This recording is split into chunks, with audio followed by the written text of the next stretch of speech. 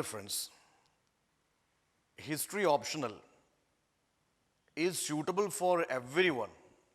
Whether you are South Indian, North Indian, you are an aspirant with a history background or without a history background, you are a fresh aspirant or you are a senior aspirant, anybody from anywhere can opt history as your optional because no backgrounds, no PhD is required for doing this optional.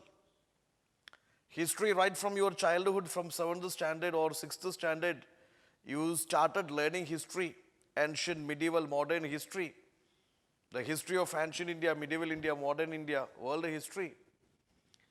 So history optional is such a beautiful optional, and one of the biggest advantage of history optional is in paper 1 there is a very easy area to score, which is the mapping part. The first question in history optional paper 1 is mapping question. An outline map of India is given, some sites are marked, some clues are given. Based on the clues you identify the 20 sites and give short description to each. 20 into 2.5 is equal to 50 marks. Very easily you can obtain that 50 marks. So today we are solving very potential areas for very potential areas in the mapping part for this year mains examination. So here you see that the map is there. This is actually a revision session which we already discussed. So I'm just sharing this with you. So you see that the 20 sites are marked here. You have to identify the sites with the help of the clues given. Okay. Now,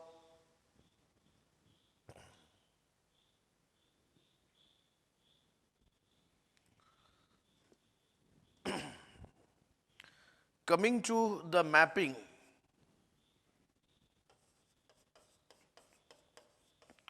The mapping part, please take care few things. UPSC always give you, recently they started giving the political map. The political map of India, or it's simply a plain map of India. Now the thing is like the clues are the 20 sites are marked. 20 sites are marked. Now you have to identify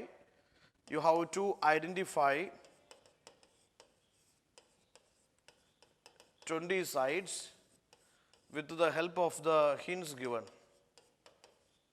Okay. And write short description, 30 words description.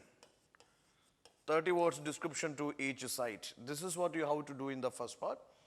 Yes, now, here you can see that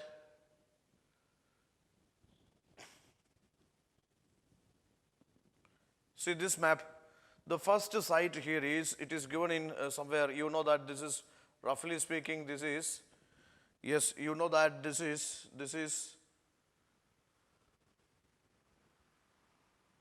somewhere, yes, it is Kashmir. Okay, and the site is, they say it is a Harappan site. What is it? It's a Harappan site. Okay, it's a Harappan site. It's a Harappan site.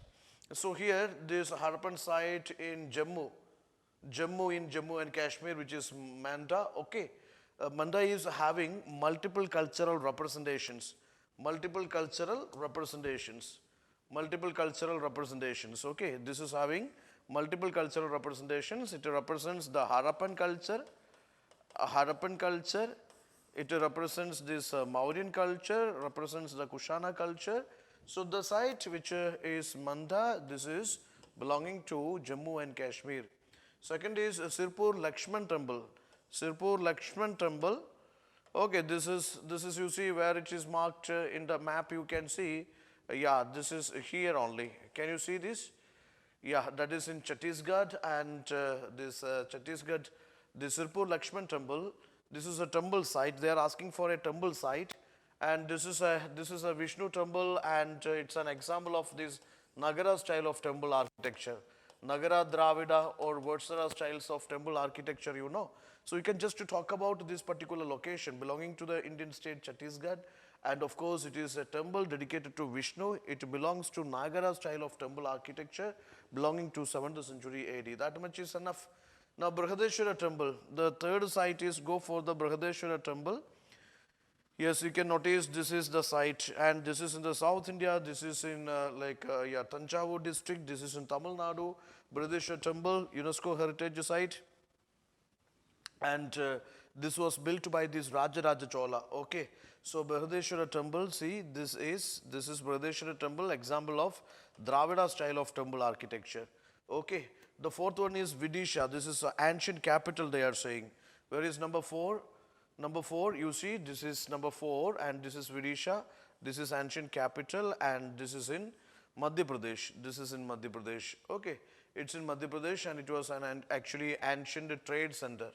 It was an actually ancient trade center, and especially during the Gupta's times. Okay, Uttarapada, Dakshinapada, you know about that. So it was an ancient capital, it was a trade center, and shrainis existed here. Merchants, trade unions existed here. Now, Jagadala, this is an education center. They say education center. You notify, where is number 5? Number 5, Jagadala. Yes, they say that this is number 5. This is an education center. We can see that this is number 5. Number 5, this is in Bangladesh. Okay, this is an education center, and this is in Bangladesh, and this is known for, this Jagadala. You try to understand. This is a what is called a education center. Okay, this is an education center. Again, you try to understand that Jagadala is an education center. It was also a Buddhist learning center. Okay, Adichanallur is another site which is try to understand. This Adichanallur, this is a megalithic site. They are asking for a megalithic site. Adichanallur, you can notice here.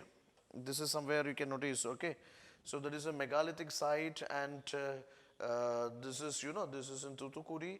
Also, you can say that it is representing different cultures. Adichanallur is representing different cultures. Most importantly, megalithic culture, urn burials being discovered from this site. Okay, the Musuris try to understand. This is an ancient, yes, they are asking an ancient port. Number 7 in Kerala, you see, ancient port city. Okay, this Periplus of Athenian Sea, you see that the Musuris is mentioned in that, and this is an ancient port. This is Musuris. Then there is Dholavira. Dholavira, try to understand number 8. Where is it? It is in Gujarat. You see Dholavira. Dholavira is the first Harappa site into UNESCO heritage list. Also, this is known for its water management system. Okay, rainwater management system and all. Dholavira, which is in Gujarat. Now, they are asking for a Harappa site. Harappa site. Now, see Takshila. Takshila number 9. Where is number 9 in the map? You see, this is number 9. Notice that this is number 9, and this is Takshila. This is in, yes, try to understand. This is in, yes, number 9, Takshila. This is yes, this was the capital.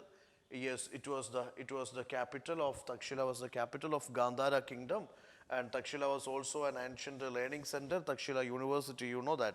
Okay, it's a learning center. It was a cultural center. Now, Nagarjunaganda, number 10, they are asking for a capital city. Yes, it is in Guntur district, it is in AP, Nagarjunaganda. Try to understand this number 10. This number 10, this is in Guntur district, Andhra Pradesh, and this, what is called Nagarjunaganda. It was having representations. It is having representation in the sense that Buddhist representation or a Neolithic site. Nagarjunaganda was a Buddhist learning center.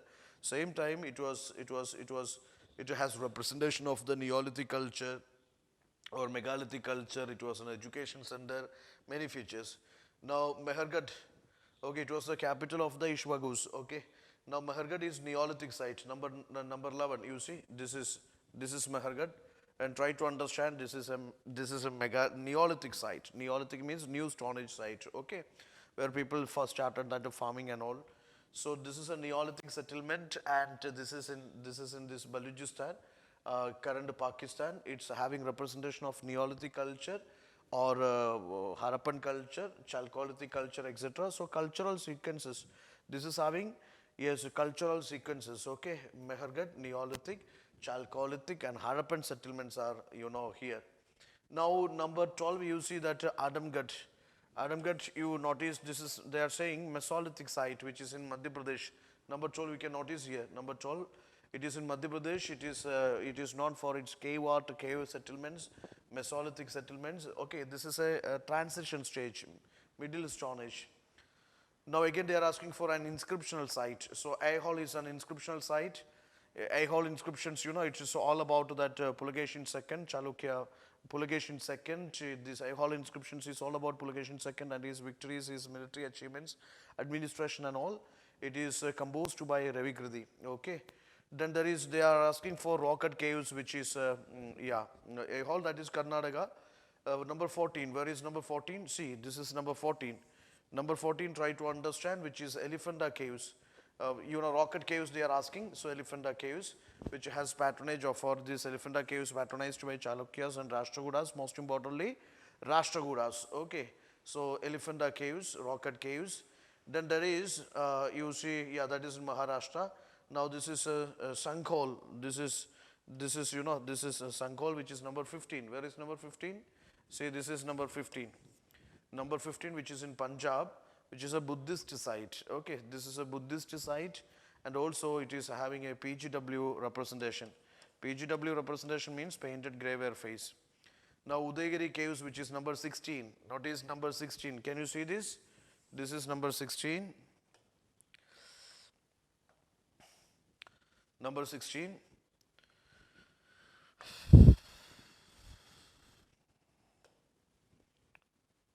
So number 16, try to understand. Number 16, Uddegiri Caves, which is a Buddhist site. Okay, they are saying it's a Buddhist site. So number 16, which is in Odisha. Okay, you know that. Now, again you see that there is, Zialkot, which is capital. They are asking for, number 17 asking for capital.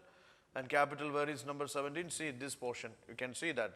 So there was a time, these Indo-Greeks, Kushana, Shagas, all settled in the northwest, then migrated to eastern part, Gangetic basins, etc. So 17, this Sialkot was the capital of these Indo-Greeks. Okay, that was the capital of the Indo-Greeks. Then Hallur. Hallur is again Neolithic site, number 18. You see, you can see in the south, Hallur. Okay, so that is again Karnataka Neolithic site. Again, they are asking for Chalcolithic settlement, which is Gungaria. Okay, Madhya Pradesh. Number 19. See. Number 19, you can notice this is yes, a Chalcolithic settlement, okay, which is in Madhya Pradesh. Now there is, they are asking for Paleolithic settlement, number 20, Paleolithic settlement, which is again in the south. This is in, you see number 20, it is in Andhra Pradesh. It is in Andhra Pradesh. It is in the Chittoor district of Andhra Pradesh, and which is a representation of the Paleolithic culture. That means all the Stone Age culture, all the Stone Age culture. All the Stone Age culture. Okay, it's known for its prehistoric cave arts and all. So actually when I say this, things are so confusing for you. I know that this much writings I have done, things will be much confusing for you. But this is somewhat the way you are supposed to practice the maps. Okay, first time you see this means this revision portion means you will be totally confused. But just to take this rough outline map of India, try to locate these various sites. The clues are given. Clues are always like this, they will give the clues like this.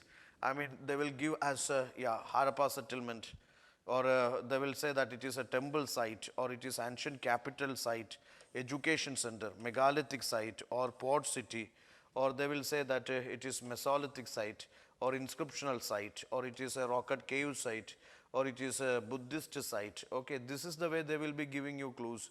So with the help of these clues, you are supposed to identify the site, whatever the sites given on that or in that particular outline map of India. So for which, first of all, you have an idea what are the popular, yes, the prehistoric settlements in India. Prehistoric settlements in India. You must have an idea what are the major prehistoric settlements in India. Yes, you should have an idea like the popular Harappa settlements. Harappa settlements belonging to all the three phases, belonging to all the three phases. Yes, then you should have an idea. That's about the popular, yes, the megalithic settlements. Megalithic settlements. The popular ancient cave sites or the art sites. You should have an idea about the popular Buddhist Jain sites. You should have an idea about the various like temple sites of ancient medieval, temple sites. Then there are like painting sites are there, painting sites. Okay. Similar way, I would say that there are popular education centers, ancient medieval education centers are there, trade centers are there, okay, inscriptional sites are there, popular cultural centers are there, okay. All these things you are supposed to cover, or the popular capital cities, okay, and these Mauryan settlements or maybe Gupta settlements, okay. So all those things you have to cover very well, okay. You can follow the grid pattern. You can follow the grid pattern. In order to identify the site, you can use this kind of the grid pattern. Use this kind of the grid pattern so that very in the minutest way you can identify the site, state by state, district by district. If not a grid pattern, I would suggest you can go for, yes, you can trace by the popular cities of India, cities, and try to identify. Suppose you are taking Delhi, you can identify like this, like, see, south, north, or east, west. The popular cultural centers located toward the northern side of the city, eastern side of the city, southern side of the city, western side of the city. That way you can identify the very popular sites, okay. Otherwise, you can use by river sites. Some popular historical sites are located on the river banks, or you can found by various like play shoes, or it's by these like what is called Western Ghats. Okay, popular sites in the Western Ghats or Eastern Ghats or in the Himalayan foothills. Okay, or that is in the borders. Okay, that is in the borders. So that way also you can identify the popular sites. You can revise the popular sites. Anyway, you know, at least you just think that you have to cover ancient medieval India. When you cover ancient medieval India, some popular sites, you know, automatically you cover. Popular sites, even if you are not studying history optional, some sites you cover. See, environmental science, you have to study the national parks. More than 100 national parks you have to study very well. You know, because that is a favorite area for UPSC. Similar way, the constitutional amendments, Supreme Court judgments, or maybe, you know, the various articles of the, or articles in the constitution. Similar way, certain key terms, terminologies of various subjects you have to cover very well. Just think like that. Here also, some popular sites you have to cover. It's part of your prelims preparation and your optional preparation. So no additional work is required here. So this mapping, this is important for you. All of you guys just keep on practicing. This will definitely save your time. That's it. And for more classes, you can subscribe our history optional course. And to test the quality of the classes, you can watch our YouTube videos. All the best. Stay tuned. Thank you.